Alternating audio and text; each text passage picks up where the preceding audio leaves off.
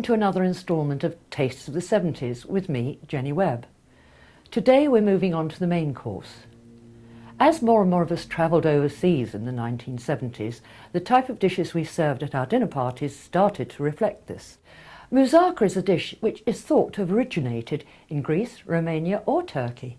I served it at dinner parties, but also as a hot dish at buffet parties with a mixed green salad and wedges of crusty bread. A tip: before starting to cook, it's a good idea to weigh and prepare all the ingredients prior to cooking, as this makes the whole operation easier.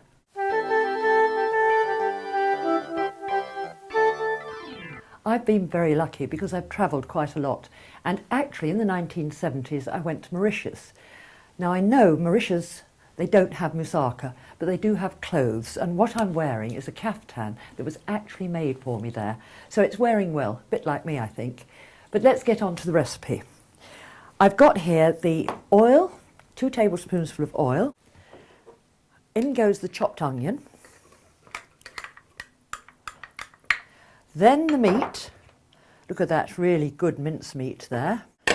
Ooh, that looks good. There we go. The next thing we want in will be the tomato puree. I find that there's concentrated tomato puree, and that really gives a terrific flavour. Mixed herbs, just 2 teaspoons. Of course, for me, salt and pepper. Mix it all up. Oh, I'd forgotten my water. 2 tablespoons of water, or stock if you want to use stock. Stir it all up, then cook this, but I will keep stirring, and I'm cooking it until it changes colour, but I'm stirring because I won't want it to burn. But once I know it's changed colour, I'll then put the lid on the saucepan, and I suppose it'll take about 15 minutes to cook. Oh look, it's changing colour, good, good, it's nice and fast. See, it's sort of going sort of from a red to a brown colour.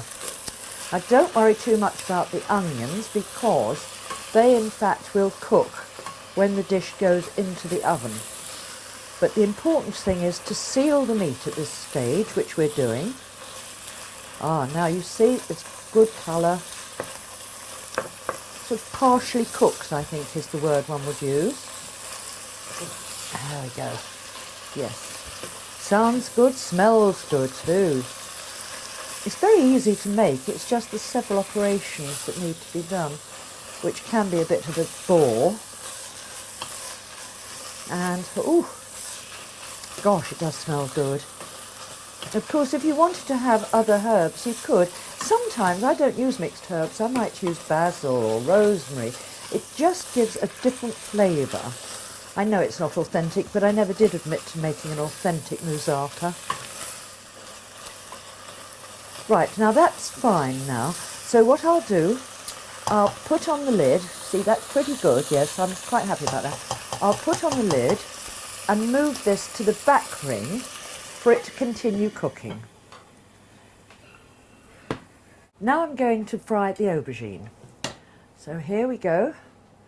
Nice hot fat, but I must check it before I start. Really, you want to see if it sizzles. Now we may have to, can you see the sizzling? That looks as if it's ready. Yes, definitely. So pop the aubergine in. Mind your fingers because the fat is very hot. Just put it in, and I think I'm going to have to do this in layers. Although this is quite a good sized pan, I don't think it will accommodate all the aubergine. Now this is the waiting game, but I use a fork now because then I can turn it and check as I go along. So it takes a few minutes on both sides, but we've got to have them cooked through. Another little turning session. Oh look, that's coming along nicely now. What a good colour. That's much better. Now I've got the whole thing going well. And of course they can be darker than this if you want them to be. I mean, I never get them all the same anyhow. They're all different, but it doesn't matter because once they're in the dish, that's it. Now they look done. So what I'll have to do now is take them all out, back onto the paper so they can drain, and then I can put the next lot in. We've now got the aubergine cooked and the meat. So I'm going to start assembling it now. And the first thing you do is have an oven-proof dish. Again, important because it's going to go into the oven, obviously. So let's just do that. A little bit of fingers I need here. So just layer the aubergine. There we go. Now the next thing is the meat. Woo, that's lovely and steamy. Oh yes, it looks perfectly cooked. Okay, let's do the next layer. So we now put in the meat. You can see how well it's changed colour, and the onion's cooked, which I mentioned earlier. There we go. A little bit more, I think. More aubergine. Oh gosh. But it's not too difficult, is it? It's so simple to do.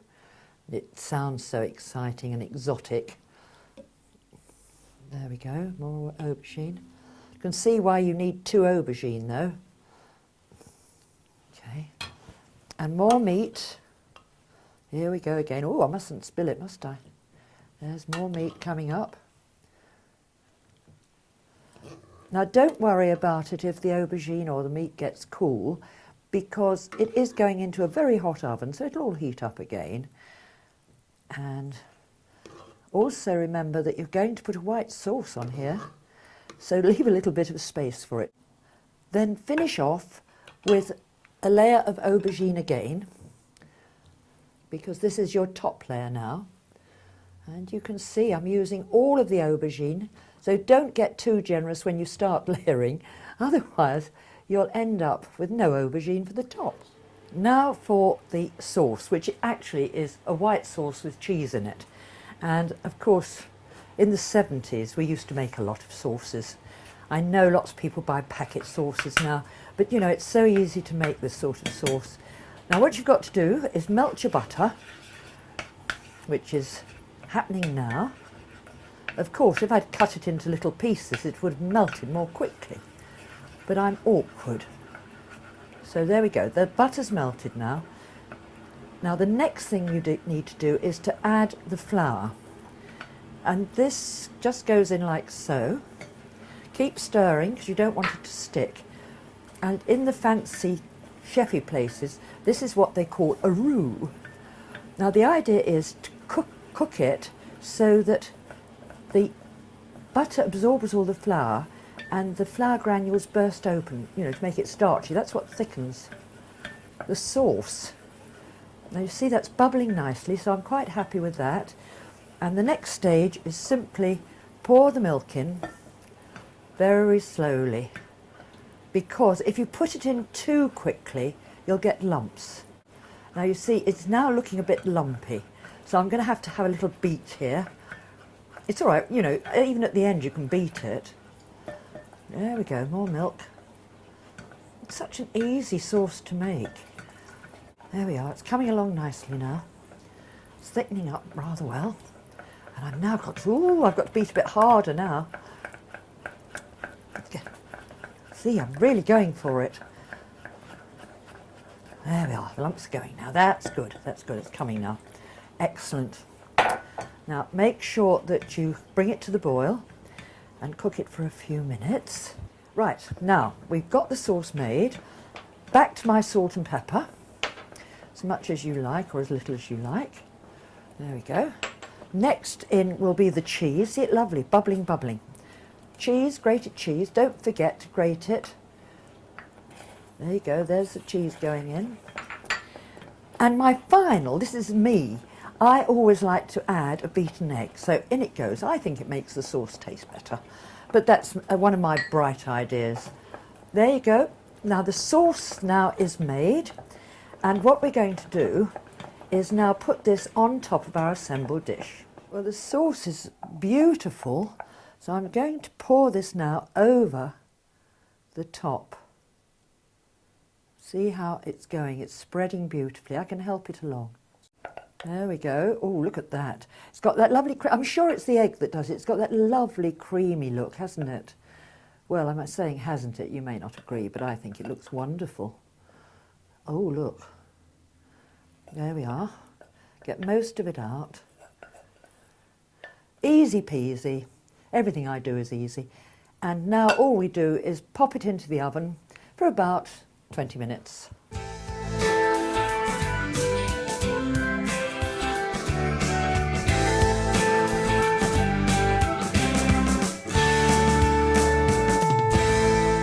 Gosh, this smells good.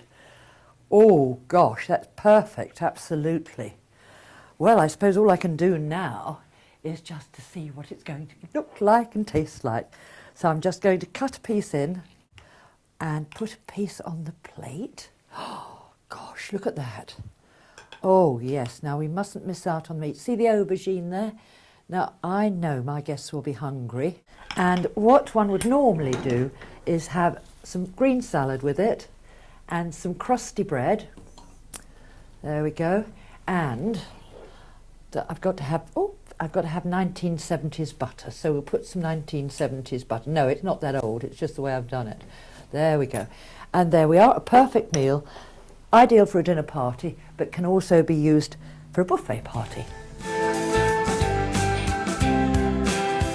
For this recipe, you'll need cooking oil, 1 medium onion peeled and chopped, 500 grams or 1 pound of mincemeat, 3 tablespoons of stock or water, 2 teaspoons of dried mixed herbs, salt and pepper, 1 tablespoon of tomato puree, and 2 large aubergines sliced.